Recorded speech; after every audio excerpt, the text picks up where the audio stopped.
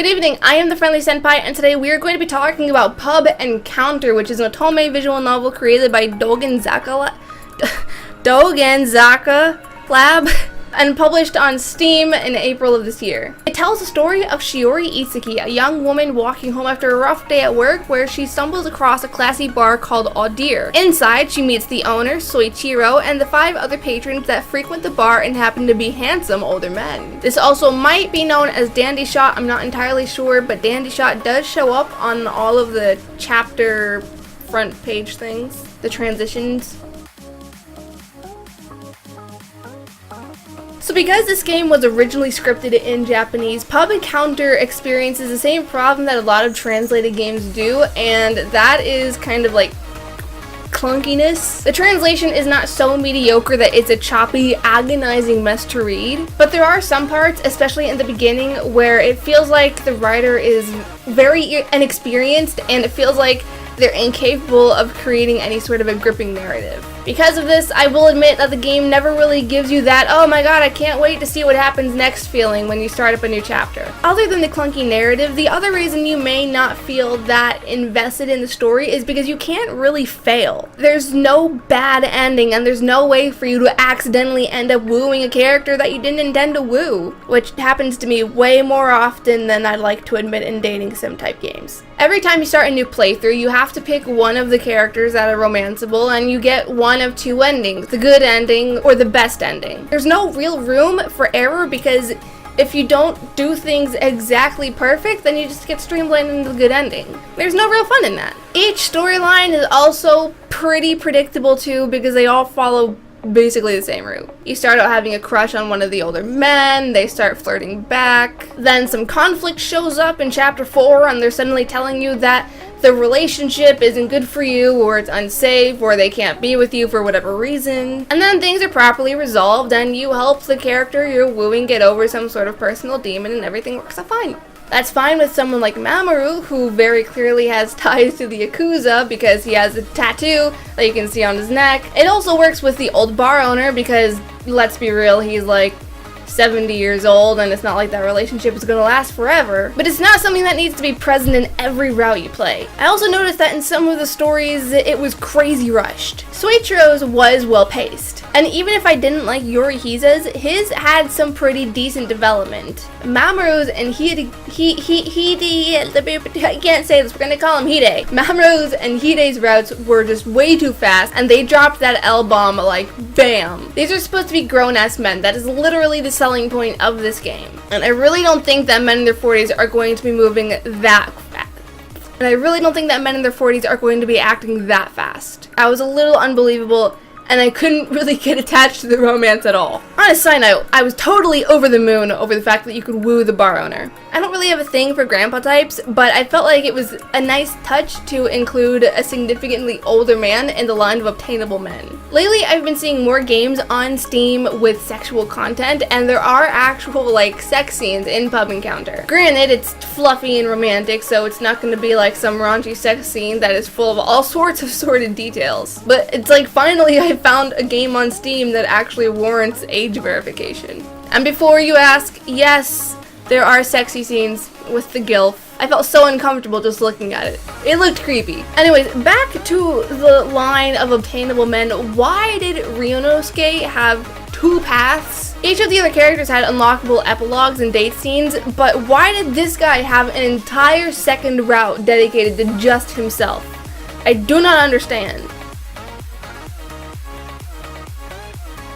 I have very mixed feelings over the visual quality in Pub Encounter. On one hand, I do have to give credit where it's due in saying that the artist did a very good job of providing detail and everything. You guys know that I am a sucker for when artists take that extra step to really bring everything together, so you can imagine how tickled pink I was just to be able to see how everyone's clothing had all these folds and shadows and shirts had patterns, and even Hide's tie looked loose without it being completely askew. That same level of attention to detail expands from the character sprites into the actual world design itself, which is pretty damn sweet. While I didn't really care that much for the cafe or Shiori's room, the city stills are surprisingly well created and have enough variety to keep you interested outside of where the main events happen, which is Audire. And speaking of Audire, the artist perfectly created the jazzy ambience that you would see in a nice, classy bar, and I loved how you could actually see the amount of work that went into creating even just little things like the door to the kitchen or the flower arrangement on the counter. That being said, I do have several complaints, and we are going to be starting with the characters, because while they had a unique flair to them that I definitely appreciated, they had a lot of problems. My biggest issue was how the faces were created. The way that the cheekbones and jawlines were drawn created this really top-heavy and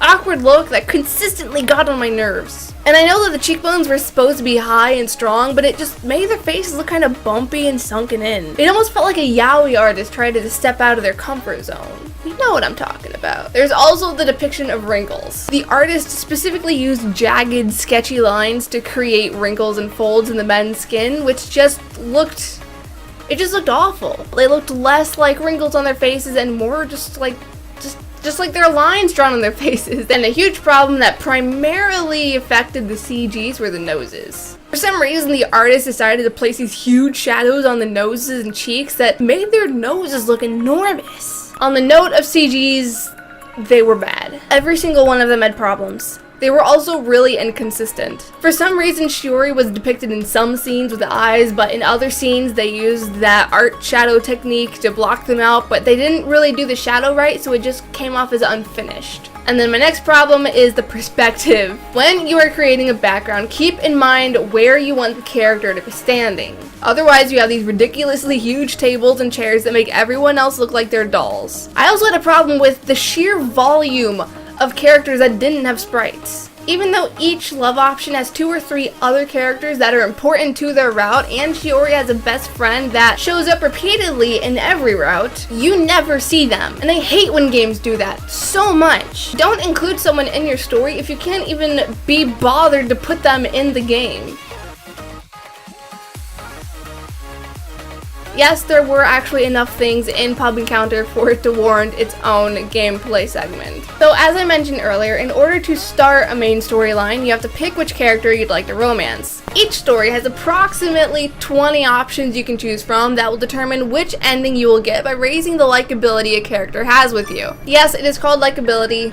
Yes, it sounds ridiculous. Once you've finished the main route, you will have unlocked the character's epilogue and date scene, which were both pretty much just like bonus scenes. You don't need to make any decisions, you're pretty much just there for the ride, and they all end up with some sort of exceedingly predictable marriage proposal. There are also sub-stories you can access regardless of whether or not you've finished a character's story, and they're just sort of like cute mini chapters. When it comes to the menu, it's pretty generic, though I did notice that there are 2 full screen modes, and I don't know what the differences are between standard or light, but I know that if you have 2 monitors, light will fuck you up. It makes the second monitor go completely screwy, so just heads up. I also wouldn't suggest turning off the music in this game because there is no voice acting at all. While I absolutely hated how the music would suddenly cut in and cut out without any sort of fading, and it didn't really loop properly, it's better than complete silence. And there is no auto. Look, if you are creating a visual novel, you need to have an auto function. If anything, you do it for the reviewers that have to binge through your entire 15-hour game. There are virtually no gameplay options to begin with. You achieve nothing by skimping. As for the in-game menu, it is surprisingly dated. It's reminiscent of what you would see in an old Final Fantasy game. It even makes that same electronic beeping noise. It's kind of weird, honestly, because it contrasts so harshly against the rest of the game's interface, which is very lovely. Now,